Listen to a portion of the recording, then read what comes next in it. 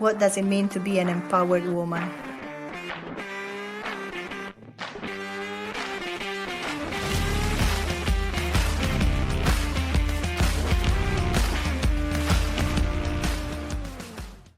Hello and welcome to a new episode of When Power Podcast. Today I'm here with a guest whose fight is transforming lives.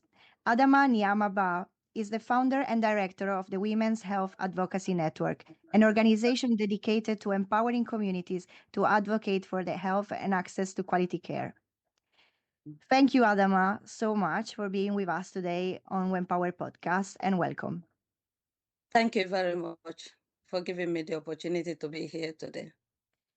I am so excited to have you with us today and to give you the opportunity to share your story and the incredible work that you are doing.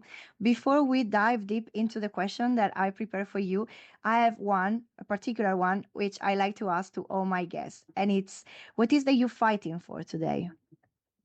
My fight for today is to motivate, inspire, and encourage survivors to break the silence and seek help, especially for the marginalized survivors who have multiple barriers in addition to their trauma.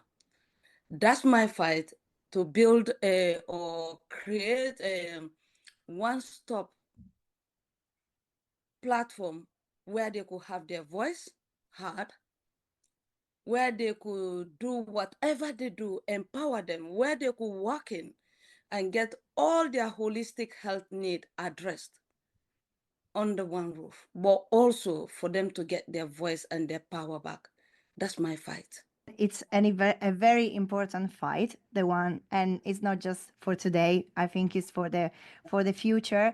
And I believe probably you're dreaming about a future where you don't have to fight this anymore, because is the norm for women and for survivors to have a space where they can start to thrive again and to have their voice heard. A word that you mentioned is survivors, and to help our audience understand better who you are and what brought you to launch and create this network, I would like to start from your story, because eventually all our fights, what we stand for, starts from our own story.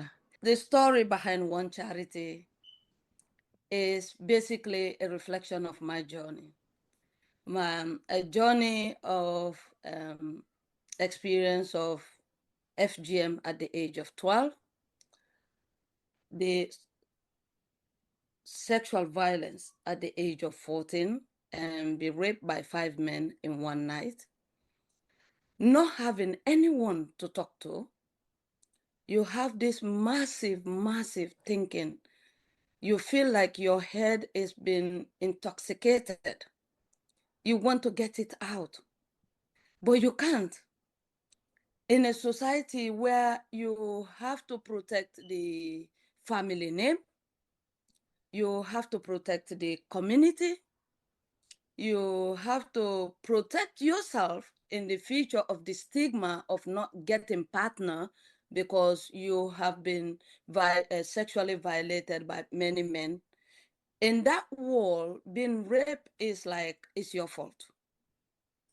You either say something you're not meant to say, or you have done something you're not meant to do, or you're wearing the wrong clothing, or it's a war. Just get on with it.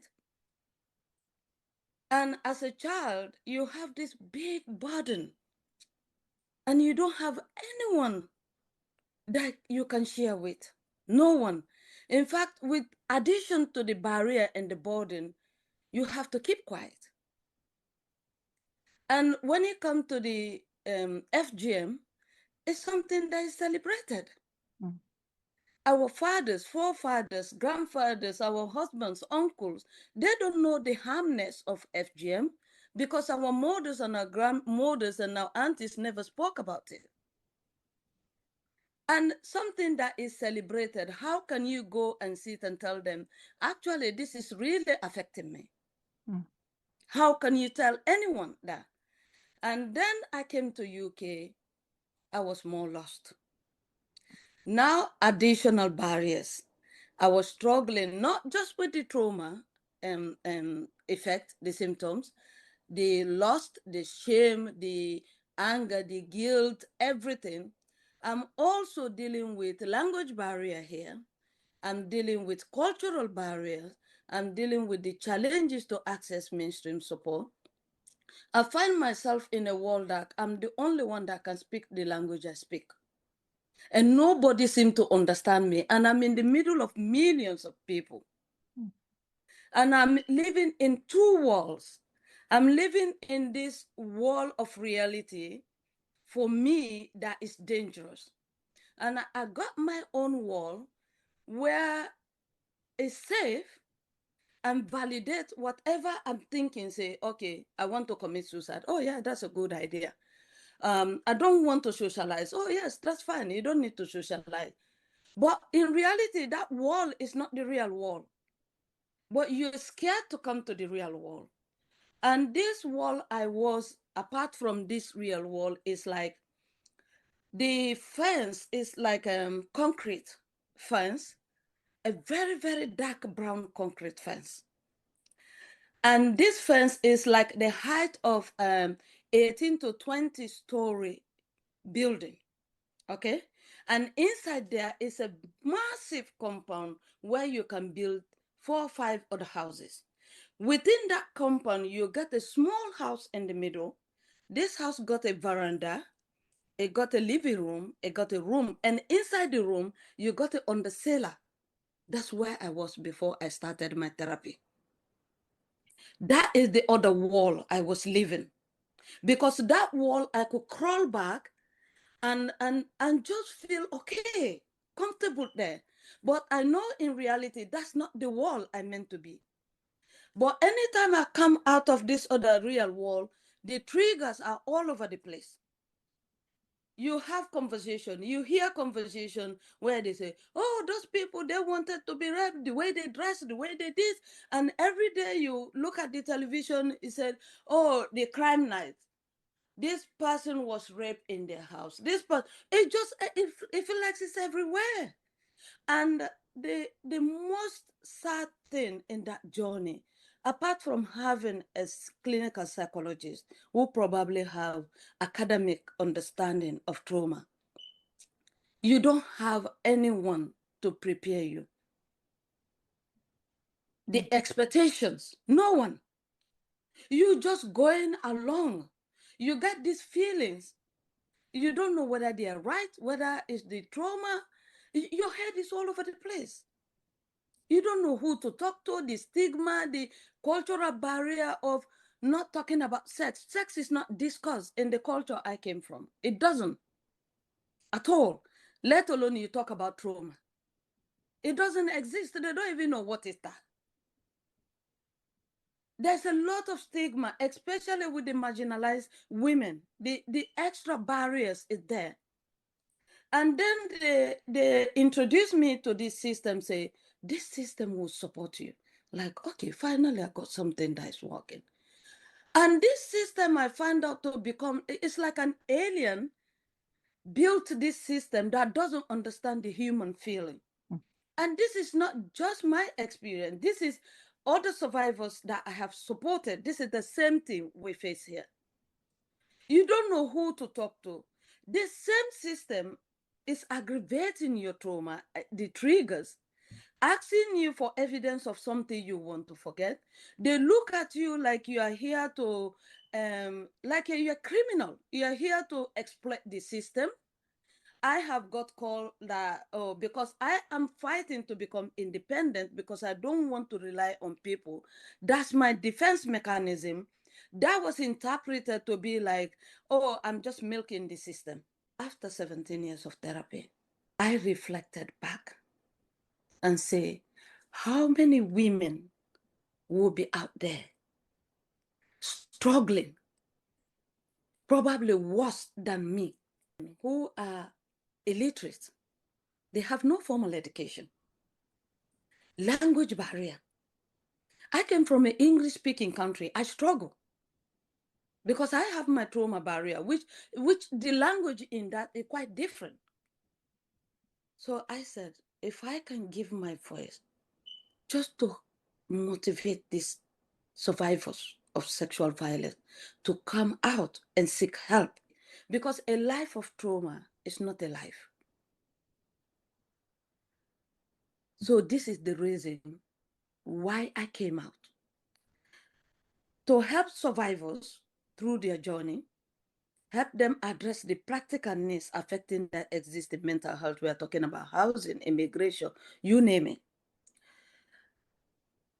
To inspire, motivate, encourage them to seek help. To help service providers in modifying and improving services to address the needs of survivors, because it's not there.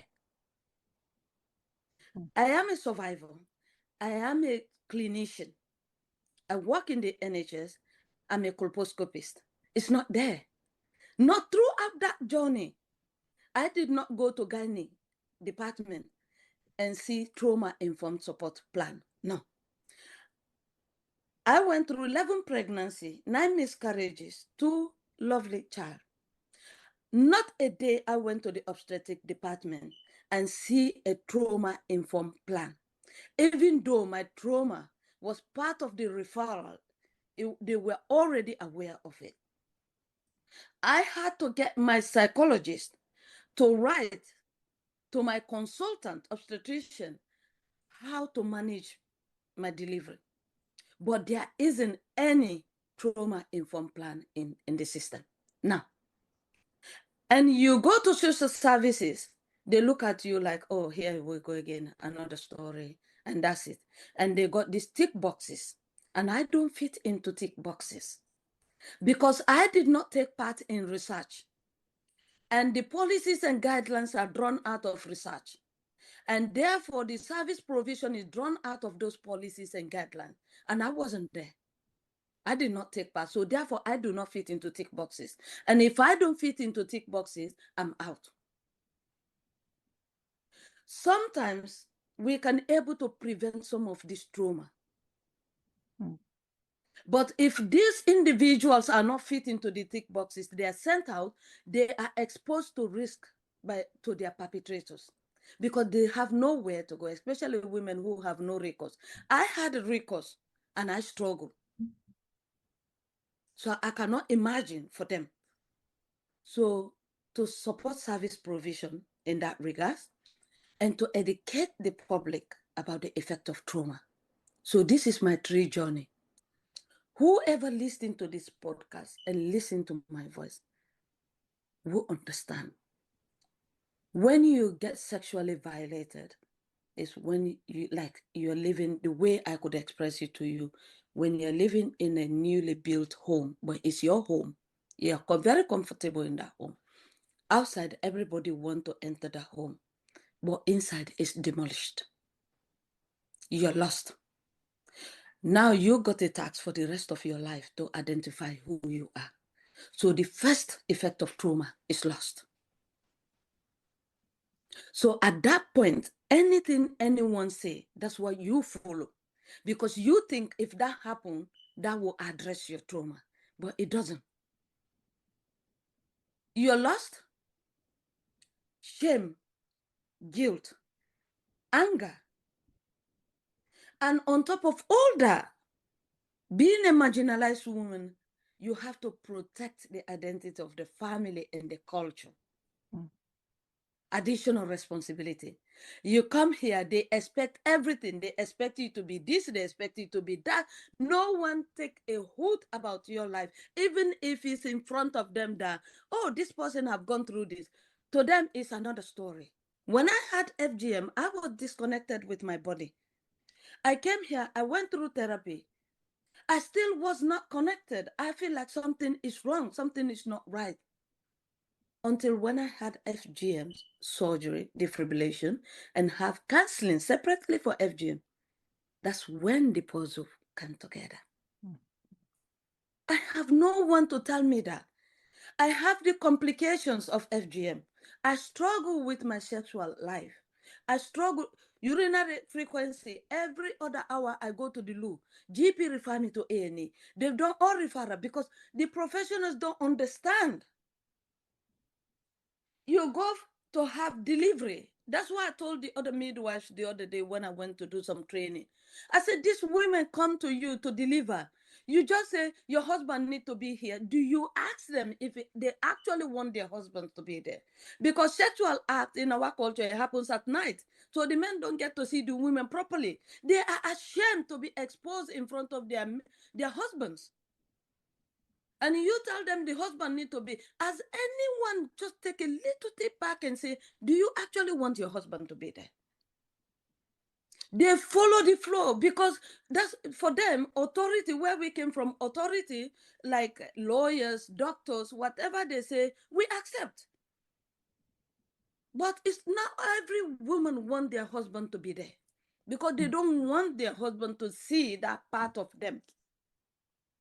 But they don't. They never get that anyone to ask them that question. You know, no one to the professionals don't understand. Where you came from, you don't talk about it. It's a taboo. You don't even talk about it to your next friend. And whatever struggle you're going through the men, the women are struggling with the demand of the sexual part of their marriage. Therefore, the men's, because they don't understand FGM is nothing to do with harmness because they never heard from their mom or their grandparents. So all of a sudden they said, now our wives are in white man country, that's how they call it. And now they're making fuss about this thing. Our moms never made fuss about this thing. And therefore, these men will go and either they're having an affair or they'll go and marry another wife. And they demoralize these women, make them look inferior, incompetent, because they're not able to keep up with the sexual demand. And you got marriages breaking up. They go to the living room, they sit there, they said, oh, we're going to amend this marriage. They talk about everything else apart from the actual thing that's breaking the marriage, which is the sexual part of it. So these are all the reasons why WHAN charity exists.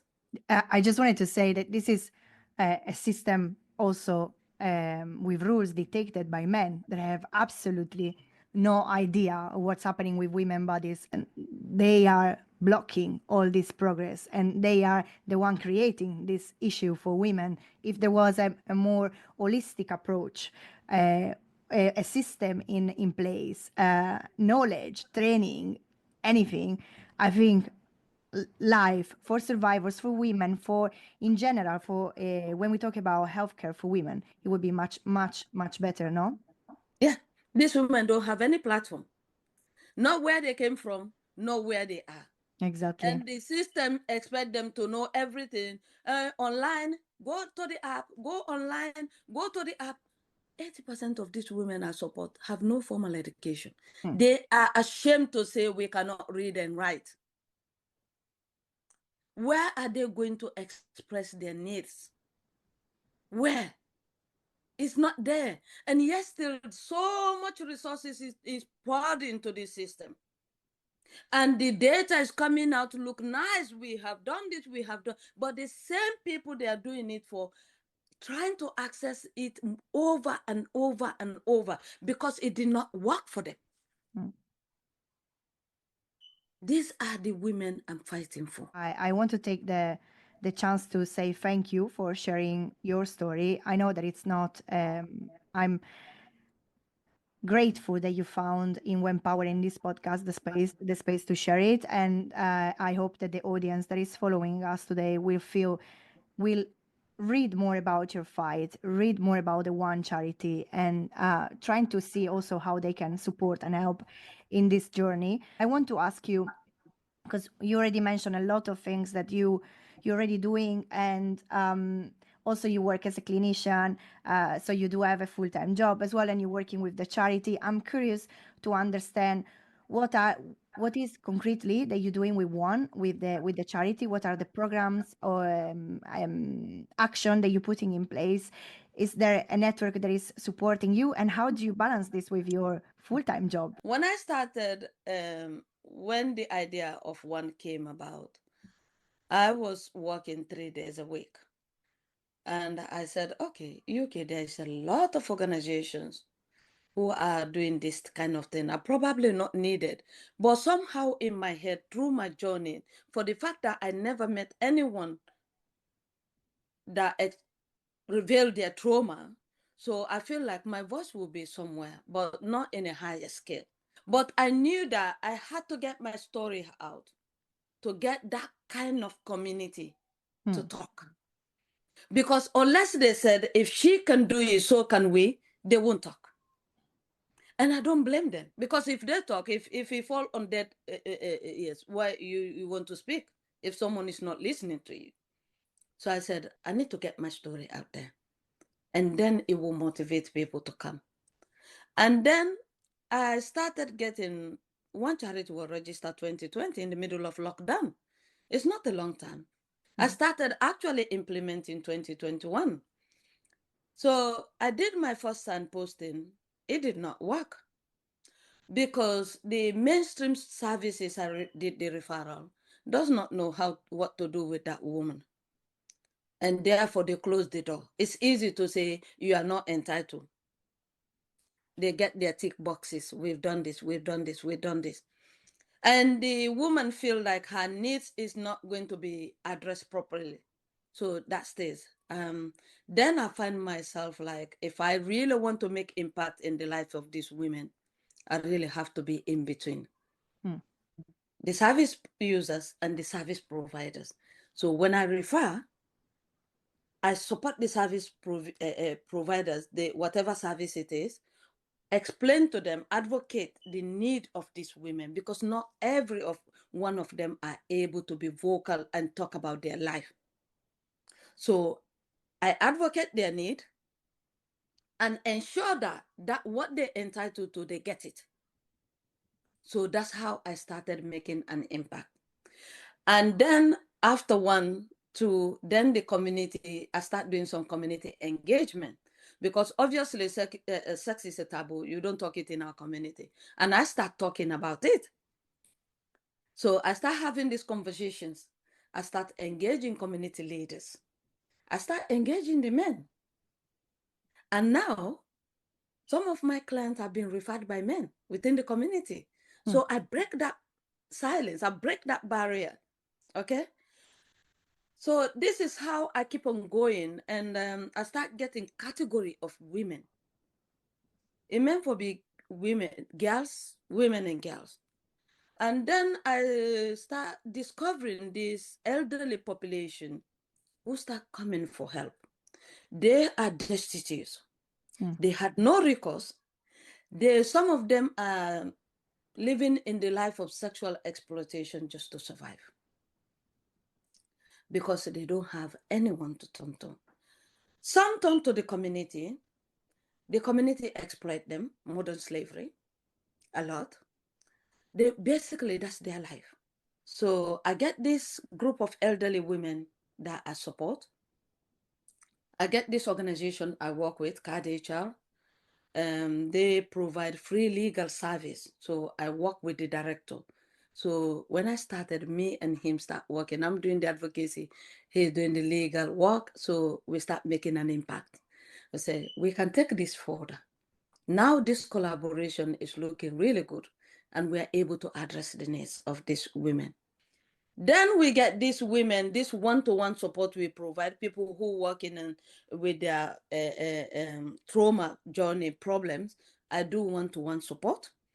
And also, I got a group of women I support through education and training to empower them. These are women who are living in unseen and unspoken abuse, no education. Even those who are educated, they've been here, they just seen themselves as a housewife, bearing kids, cleaning the house, cooking. One of them told me that, I said, when she used to sit down and see people touching the computer, she wonders what they do with that keyboard when they, because she has no formal education. And in her dream, it's like to have to learn something. Hmm. But all she see herself is having kids, cleaning the house, and that's it. That's her life.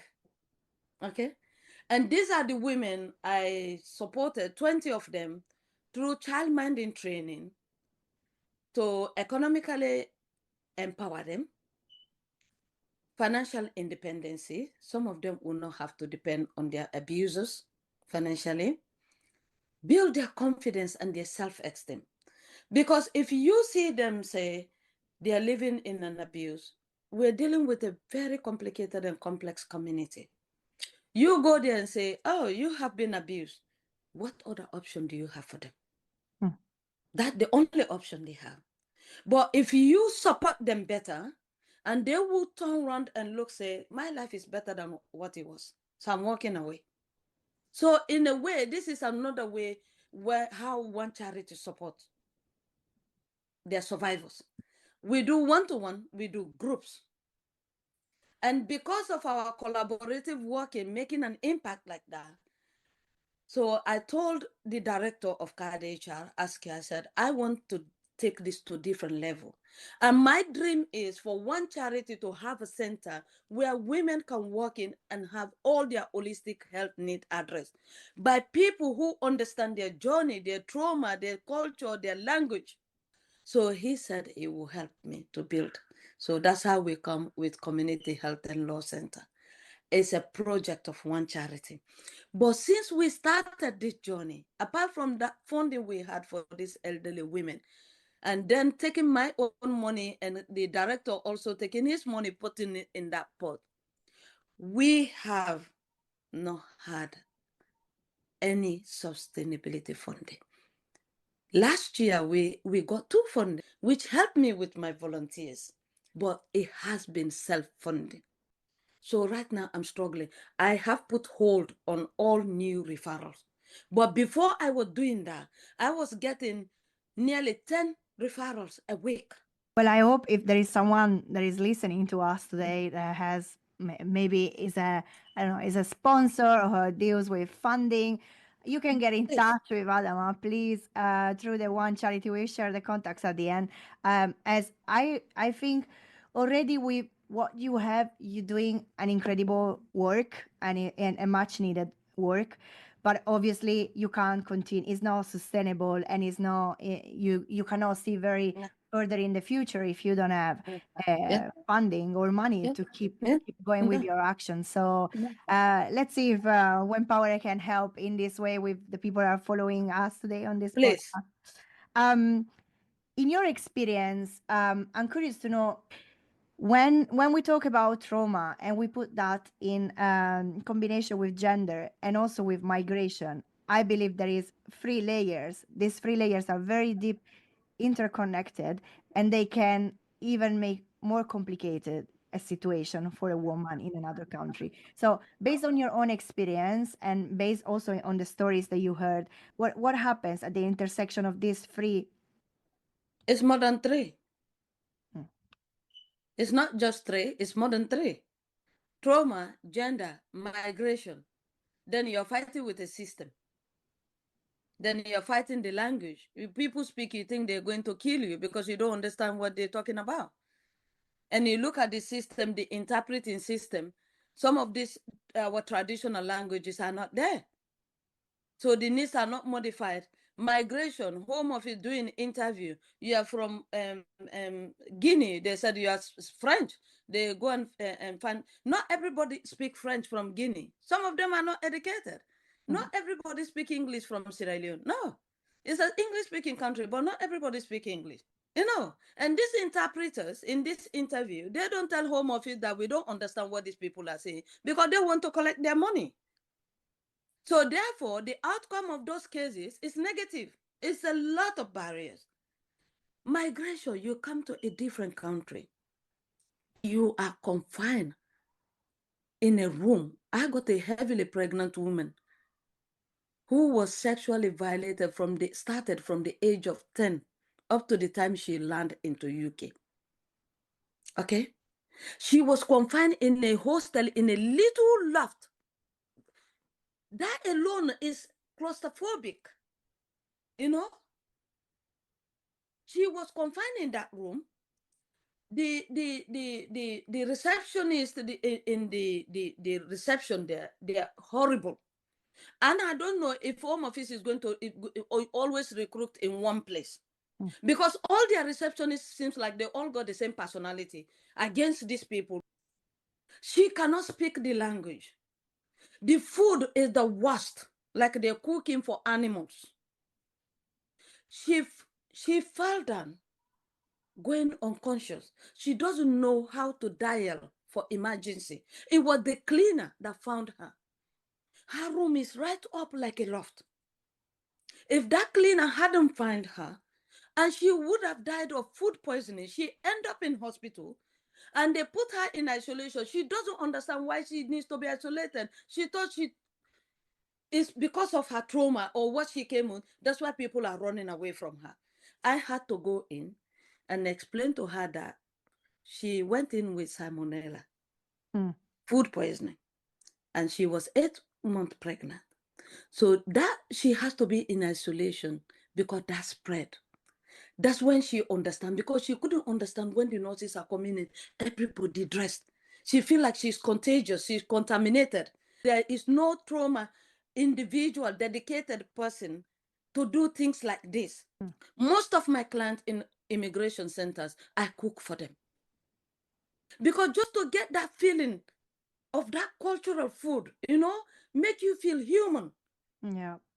They're taking everything away from them. Their identity have been taken them away. They are living in the middle of a hostel, total strangers. They don't know anyone. They don't know who to communicate with. Everything is taken away in addition to their trauma. Without considering that maybe they are escaping from a war, from No. persecution, and they're not coming here on a vacation. They are coming here because Well, they're running they're there. away. Exactly. They're there because they came in to ask for protection Yeah. for their life. That's why they've been confined in there. And they will stay there. Some of them will stay there a year, 2 years while they're thinking. So when they come out, the mental effect is huge. It is bad.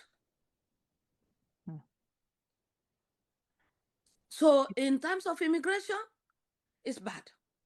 Yeah. In terms of coming with the trauma, it's even worse if you're going through immigration here. And plus on that, you And put as a that they are woman, women. Yeah, exactly. They are and you are women. marginalized community, you have no say. Absolutely. Because you have double trauma, you don't want your husband. A lot of people don't seek help because they don't want their partners to know that they've gone through that, so that they won't lose their loved ones. These are some of the stigmas, not just the cultural stigma, but for them as well. They want to feel like they're having a normal life. But the trauma have a habit.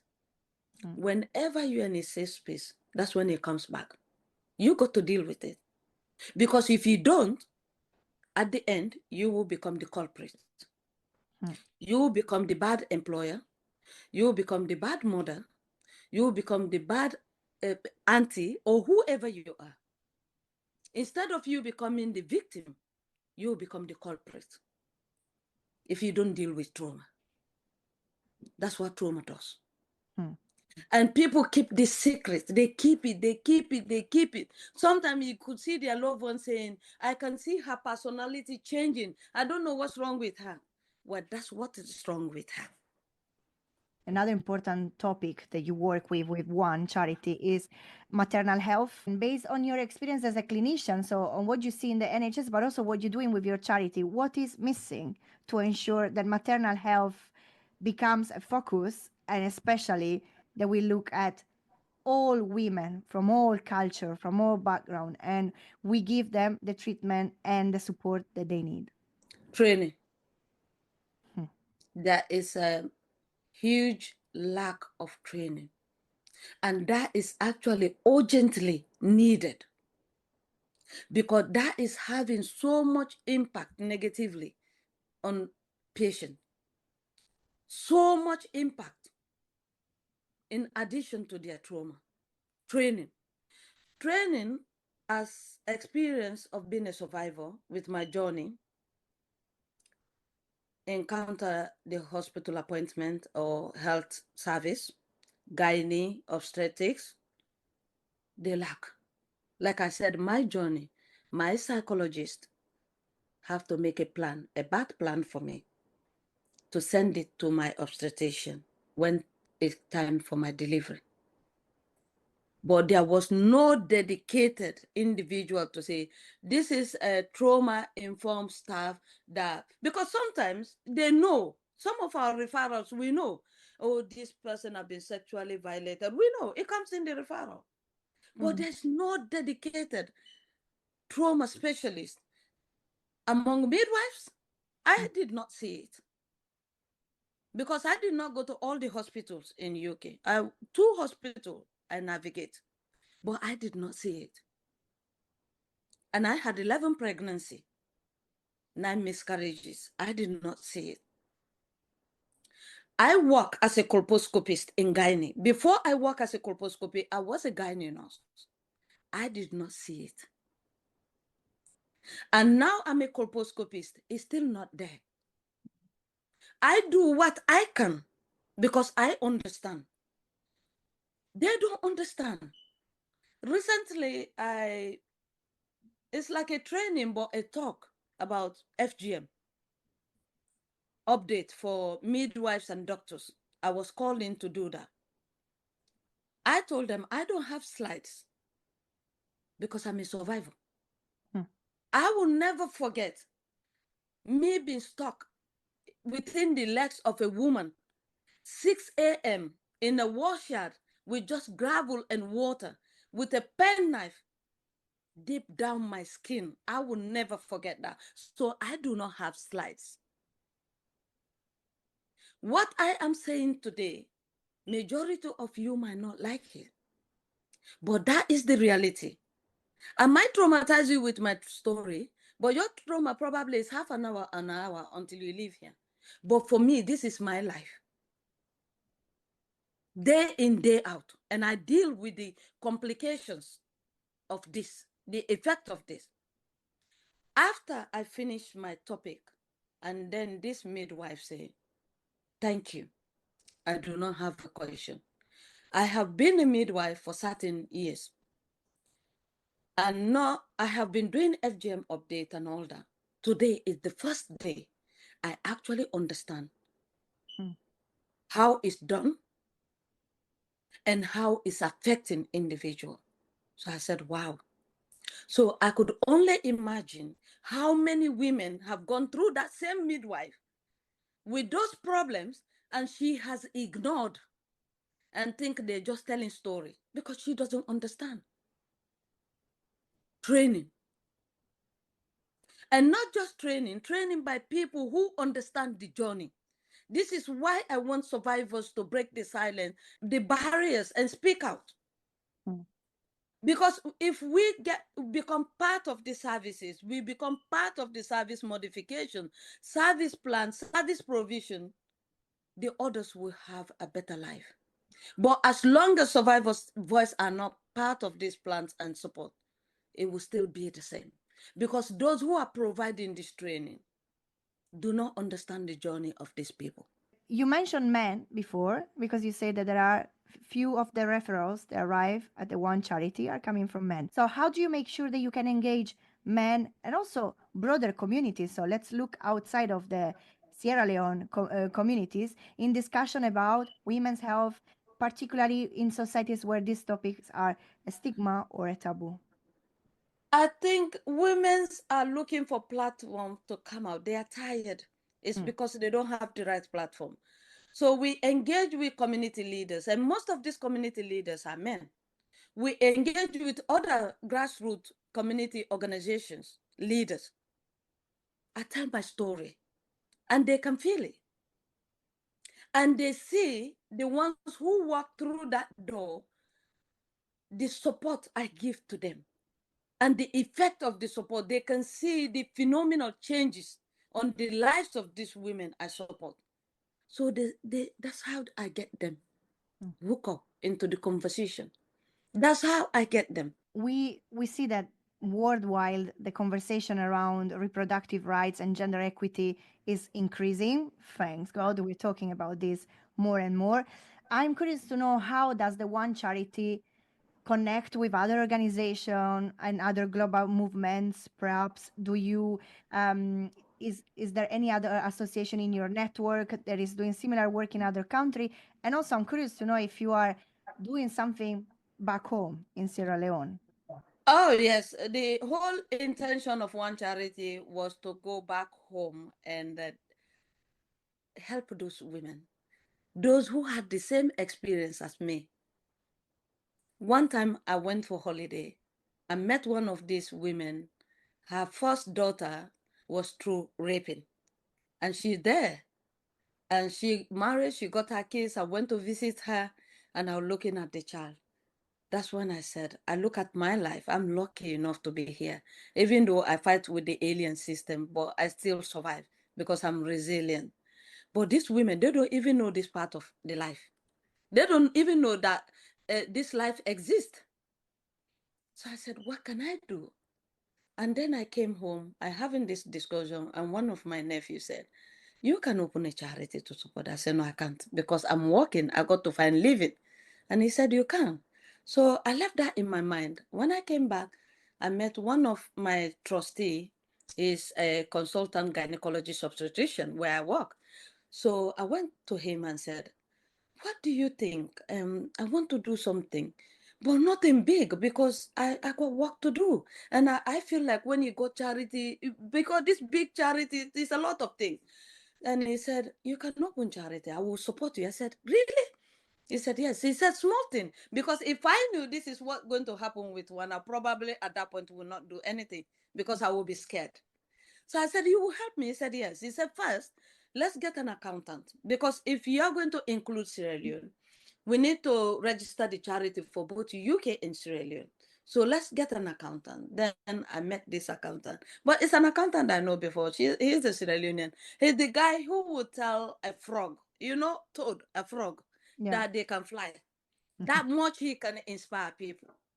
So I got men inflicted trauma on me, and I got men around me who elevate me.